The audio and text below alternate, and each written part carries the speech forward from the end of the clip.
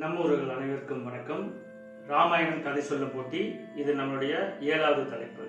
இந்த தலைப்பில் நம்ம எதை பற்றி பார்க்க போறோம்னா, தசரத மன்னன், அவங்களுடைய பிள்ளைகள் 3 பேர், ராமன், லக்ஷ்மணன், பரதன்.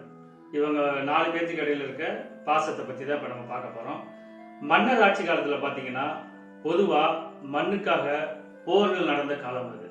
யார் ஆட்சிக்கு வர்றது, யார் அந்த அரியணையில் போய் உட்கார்றது அப்படின்றதுக்கு கடும் போட்டிகள், போர்கள் நடந்த காலம். அதுக்காக சொந்த அப்பாவா இருந்தாலும் சரி, அண்ணனா இருந்தாலும் சரி, தம்பியா இருந்தாலும் சரி, சூழ்ச்சி பண்ணி கொலை பண்ணிட்டு ஆட்சி அமைக்கிறதுல ரொம்ப மும்முரமா இருந்த அந்த காலத்துல பாசத்தை மட்டுமே தங்களுக்குள்ள வச்சுக்கிட்டு அந்த மன்னர் பொறுப்பை ஏத்துக்கிறதுல பெருசா கவனம் செலுத்தாம, அதை பெருசா ஆசைப்படாம பாசத்துக்காக வாழ்ந்தவங்களை பத்தி இப்ப நம்ம பார்க்க போறோம். அயோத்தி நாட்டை ஆழ்ந்த தசரதர், அவருக்கு 4 பசங்க. இப்ப நம்ம பார்க்க போறது அதுல 3 பசங்க. இதுல ஃபர்ஸ்ட் பாத்தீங்கன்னா பரதன்.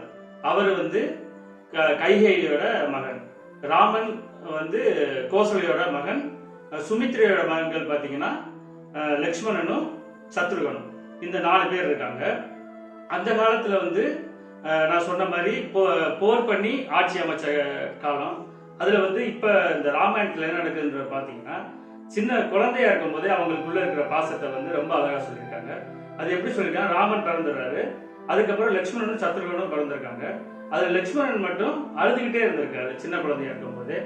அப்போ மருத்துவர்கள்லாம் கூப்பிட்டு காமிச்சிருக்காங்க, அப்பவும் அவர் அழுக நிக்கல. கடைசியா என்ன பண்ணிருக்காங்கன்னா, விஸ்வாமித்திரர்கிட்ட கேட்கும் போது அவர் தொட்டில் ராமர் இருக்க தொட்டில் பக்கத்துல போட சொல்லியிருக்காங்க.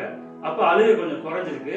அதுக்கப்புறமா அந்த தொட்டில இருந்து தூக்கி ராமர் எந்த தொட்டில படுத்திருக்காரோ அந்த தொட்டிலே போய் படுக்க வச்சிருக்காங்க. அப்பதான் லக்ஷ்மணன் அழுக நின்றுருக்கு. இதுல இருந்தே அவங்க குழந்தை பருவத்துல இருந்தே அவங்க 2 பேர்த்துக்கும் எவ்வளவு நெருக்கமான ஒரு உணர்வு, ஒரு பாசம் இருந்திருக்குன்றது ரொம்ப அழகா தெரியுது.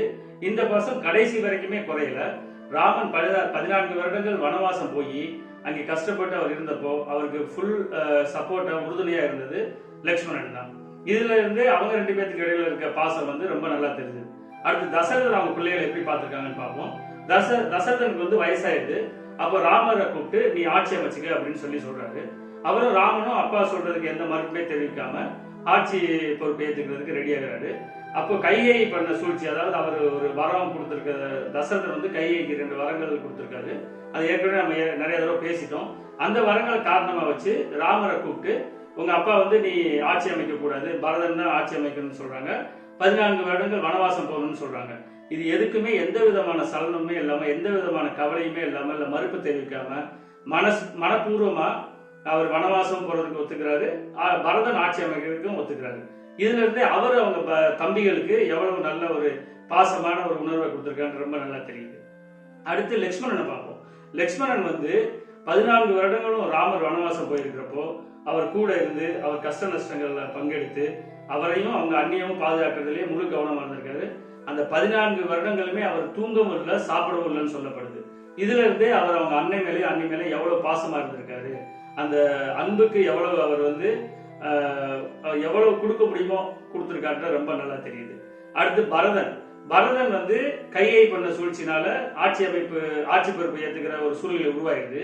அப்படி இருந்தாலும் அவரு திரும்பவும் போய் ராமர் வனவாசத்துல இருக்கும்போது அவர்கிட்ட போய் கேட்டு, நீங்க தான் ஆட்சி அமைக்கணும், நீங்க இல்லாத இடத்துல என்னால ஆட்சி அமைக்க முடியாது, எனக்கு அதுக்கு எந்த விதமான மனப்பூர்வமா நான் அதுக்கு ஒத்துக்கவே மாட்டேன்னு சொல்லி அவங்ககிட்ட எவ்வளவு போராடியும் ராமர் நம்ம அப்பா கொடுத்த வாக்கு பொய்த்து போயிடக்கூடாது, அவர் சொன்ன மாதிரி நீ தான் ஆட்சி அமைக்கணும், அது மட்டும் இல்லாம 14 வருடங்கள் நான் வனவாசத்துல தான் இருந்துட்டு வருவேன் அப்படின்னு சொல்லி பரதனை கன்வின்ஸ் பண்ணி நீ போய் ஆட்சி பொறுப்பை ஏத்துக்கன்னு சொல்லி அனுப்பிச்சு விட்டுருக்காரு. அப்படி இருந்தாலும் பரதன் என்ன பண்ணிருக்காருன்னா, தன்னுடைய அண்ணனுடைய திருவடிகளை எடுத்துட்டு அதை தலைமையிலேயே சுமந்து அதை சாட்சியா வச்சுதான் அந்த 14 வருடங்களுமே அவர் ஆட்சி பண்ணியிருக்காரு.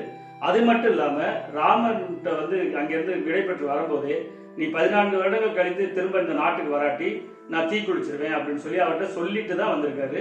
அந்த 14 வருடங்களுமே அவர் திருவடிகளை சாட்சியா வச்சு நாட்டுக்குள்ளேயே வராம ஒரு கிராமத்துல, வெளியில இருக்க ஒரு கிராமத்துல இருந்துதான் ஆட்சி பண்ணியிருக்காரு. அது மட்டும் இல்லாம அவர் ஒரு மன்னராக இருந்தாலும் தன்னுடைய அண்ணன் வனவாசத்துல இருக்காரு, காய் உடை அணிஞ்சிருக்காரு, பழங்கள் சாப்பிட்டு தான் வாழ்ந்திருக்காருன்றத மனசுல வச்சுக்கிட்டு அவரும் அதே காவி உடை அணிஞ்சு ஒரு வனவாசம் மாதிரி தான் இருந்திருக்காரு, ஒரு துறவரம் மாதிரி தான் இருந்திருக்காரு. தன்னுடைய அப்பாவும் தன்னுடைய அண்ணனும் சொன்ன அந்த ஒரே வார்த்தைக்காக தான் அவர் அரசா இருந்திருக்காரு. இந்த விஷயங்கள், இது மாதிரி நிறைய விஷயங்கள் இருக்கு ராமாயணத்துல. மெயினா வந்து இந்த விஷயங்களை பார்த்தாவே அவங்களுக்குள்ள இருக்கிற பாசம் உணர்வு ரொம்ப நல்லா தெரியுது. நன்றி.